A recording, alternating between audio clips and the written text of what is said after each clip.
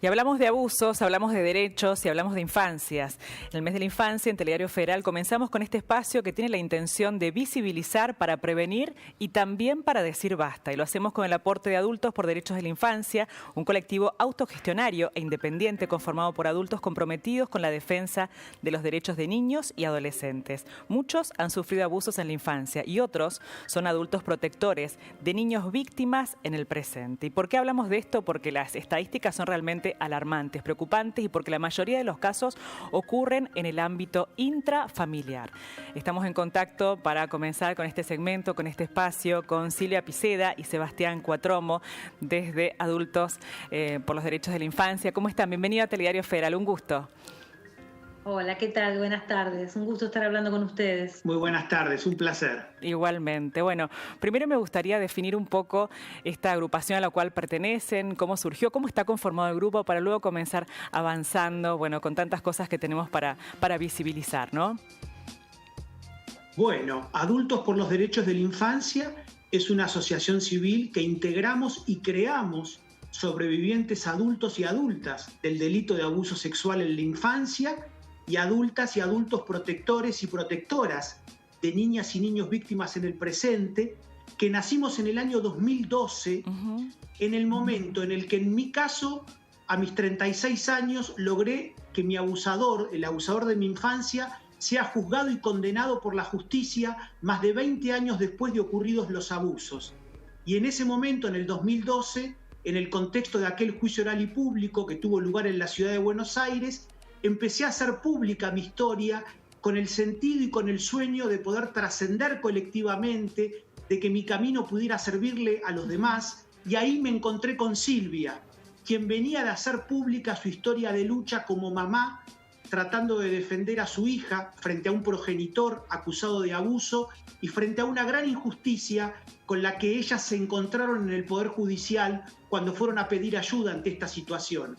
Y Silvia, a esa experiencia también venía dándole un sentido colectivo, venía armando grupos con mamás de niñas y niños abusados, también había hecho pública su historia y en ese 2012 nos encontramos, ahí creamos Adultos por los Derechos de la Infancia, también tuvimos la suerte de enamorarnos y somos pareja desde hace años y desde el 2012 para acá, en 9 años, venimos recorriendo el país de punta a punta, compartiendo nuestros testimonios con la comunidad para visibilizar esta injusticia, para ayudar a crear conciencia, sensibilidad, compromiso para defender a la infancia frente a este delito, al mismo tiempo que venimos conformando grupos y espacios de encuentros de pares para quienes fueron víctimas o están acompañando a niñas y niños víctimas.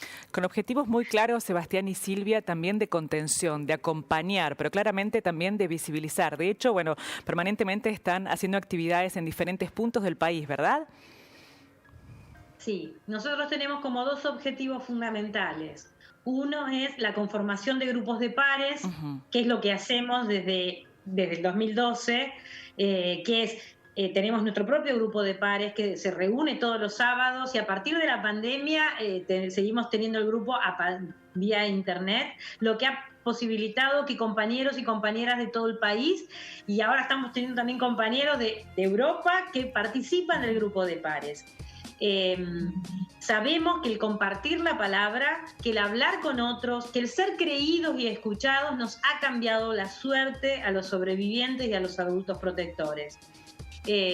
Una de las mayores marcas que tenemos los sobrevivientes del delito de abuso es que cuando lo dijimos, lo contamos, no fuimos bien escuchados, no fuimos cuidados, la sociedad ni la familia pudo hacer nada para escuchar nuestro dolor.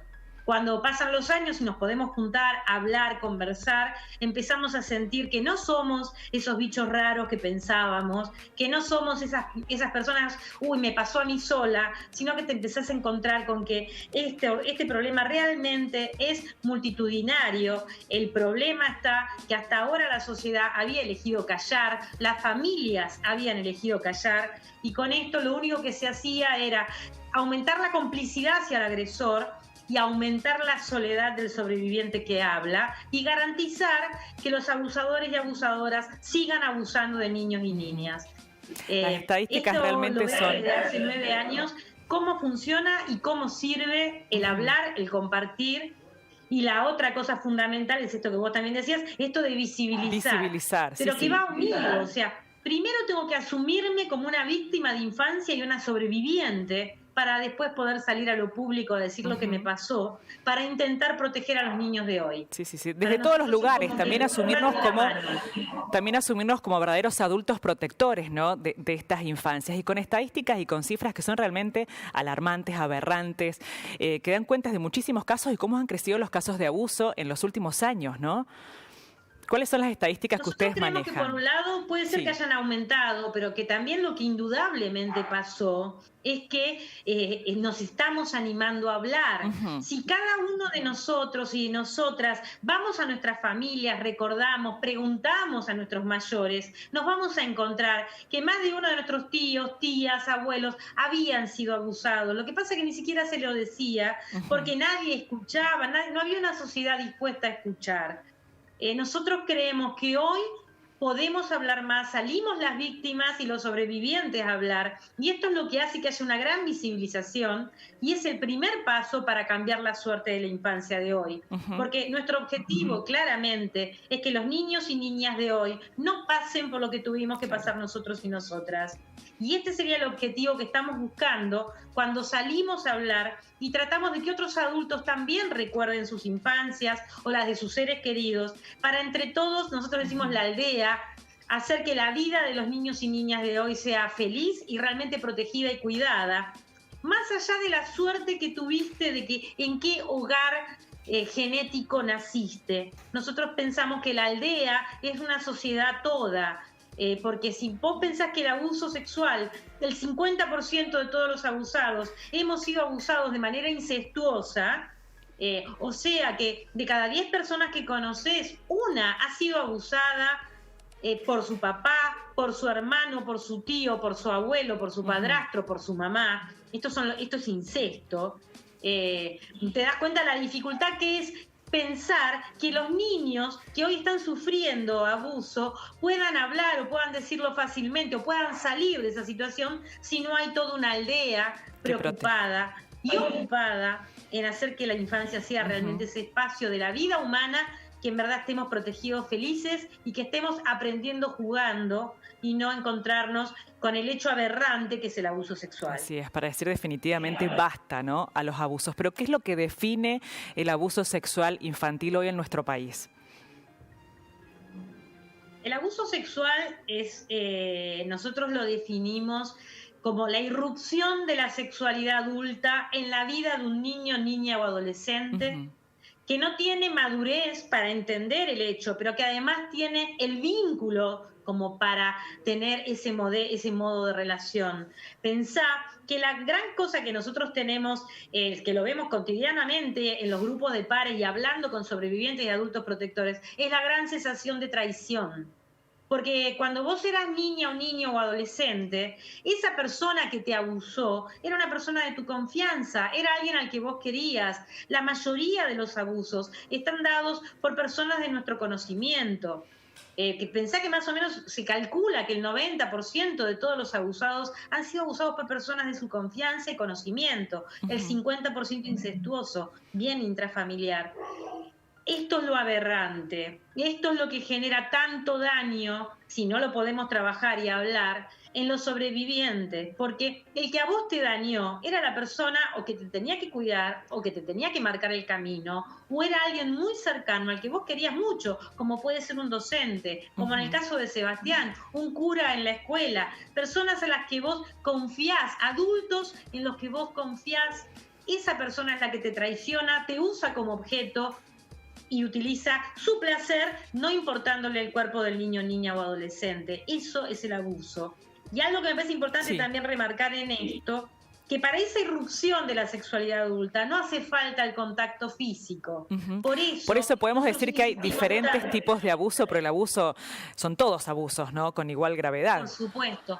vos mostrándole películas porno a un niño o una niña, mostrándote en situaciones sexualizadas que el niño o niña no tiene por eso ni edad ni tenés vínculo para hacer eso, está habiendo abuso sexual. El mostrarse desnudos o mostrarse en situaciones con genitalidad expresa delante de niños y niñas también es abuso. Tenemos que tener mucho cuidado en esto de que se hace tanto hincapié en la ley de ESI que a mí me parece fundamental que empecemos a conocerla, a hablarla y verla toda la comunidad adulta, que tiene que ver con esto de los modos de relación, la importancia de cuidar el cuerpo, la importancia de respetar y cuidar los límites del otro, entender que hay cosas que son absolutamente privadas, o sea, como sociedad adulta tenemos que estar todo el tiempo hablando estas cosas para ayudar, primero entre nosotros, a sanar los desastres que hemos tenido en nuestras crianzas, pero además ayudar a que los niños y niñas y adolescentes de hoy vean límites, vean cosas claras y vean que hay una sociedad adulta dispuesta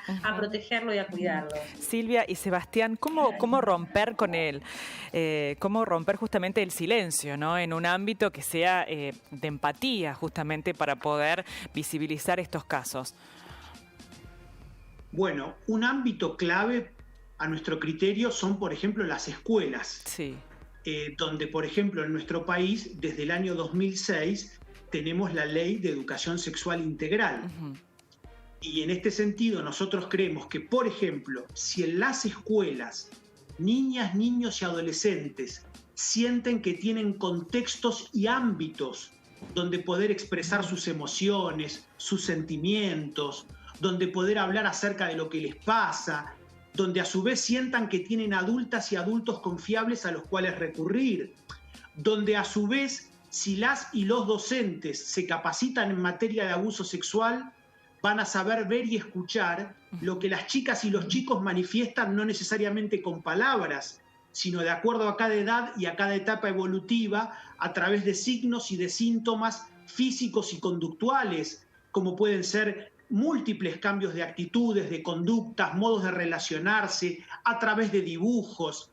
Es decir, las escuelas en ese sentido son un espacio a nuestro criterio clave para que el abuso sexual, que la mayoría de las veces se sufre a nivel intrafamiliar, pueda aflorar y al mismo tiempo que aflora, allí mismo las chicas, chicos y adolescentes encuentren adultas y adultos confiables dispuestos a creerles y a partir de ese momento empezar a actuar por su protección. Esto nos parece realmente fundamental con respecto a la infancia del presente y en este caso a las obligaciones que tiene el Estado como garante de los derechos de la infancia. Claro. Al mismo tiempo, por supuesto, que a nivel de la sociedad en general y de la población adulta, esta práctica que nosotros tenemos desde hace años de estar todo el tiempo en los diversos ámbitos públicos y sociales, compartiendo y brindando nuestros testimonios, también vemos que es una herramienta fenomenal para que muchísimas personas adultas de las más diversas generaciones sientan que también ellas pueden empezar a ponerle palabras y a compartir los abusos que sufrieron en sus infancias y adolescencias. Este es otro de los sentidos básicos donde nosotros comprobamos cómo esta tarea de visibilización permanente es una de las maneras, en este caso, de ayudar a que cada vez más personas adultas puedan empezar a hablar de los abusos que sufrieron en sus infancias. Como padres, ¿cómo proteger, ¿no? a nuestros niños? ¿Cómo ser esos adultos verdaderamente protectores, ¿no? Ante esta posibilidad, ante estos casos de abuso sexual infantil que se puede dar intrafamiliarmente? Que sabemos que en la mayoría de los casos, lo decíamos, ¿no? En el 80-90% de los casos se da en el núcleo familiar, ¿no? Con esas personas de confianza que están más cercanos a los niños. ¿Cómo protegerlos sin romper con esa inocencia, con esa ingenuidad de los niños, ¿no? Sin llevarlos a situaciones que a lo mejor no han vivido o no van a vivir. ¿Cómo lo manejamos en ese sentido, Sebastián y Silvia? Lo que nosotros vemos, por lo menos en nuestra como adultos, lo que nos pasó, es que no tuvimos adultos que estuvieran atentos a lo que estábamos diciendo o lo que nos estaba pasando.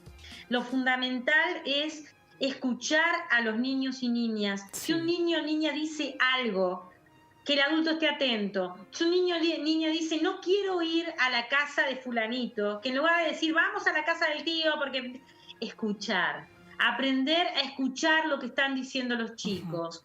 Esto es fundamental. La mayoría de nosotros y nosotras hemos contado lo que nos pasó o hemos de alguna manera pedido ayuda, pero no tuvimos adultos que le dieron importancia a lo que estábamos diciendo o nos estaba pasando. Y la otra cosa para nosotros que es muy importante con respecto a la prevención y sobre todo de lo intrafamiliar, es justamente cuando hay alguien dentro de la familia que se anima a hablar, esa familia tiene que tomarlo como una bendición, tomarlo como que hay alguien que se está animando a decir una verdad para defender a todos los niños a partir de ese momento. Nosotros vemos que es muy frecuente también que uno quizás habla décadas después de los abusos y la familia, el entorno dice, ¿por qué venís ahora a hablar mal del abuelo? Porque no vamos a romper la familia. Y lo que le pasa a este sobreviviente o a esta sobreviviente que habló, que se encuentra que en la Navidad, en las fiestas, en los casamientos, encuentra a su agresor o su agresora como que no hubiera dicho nada.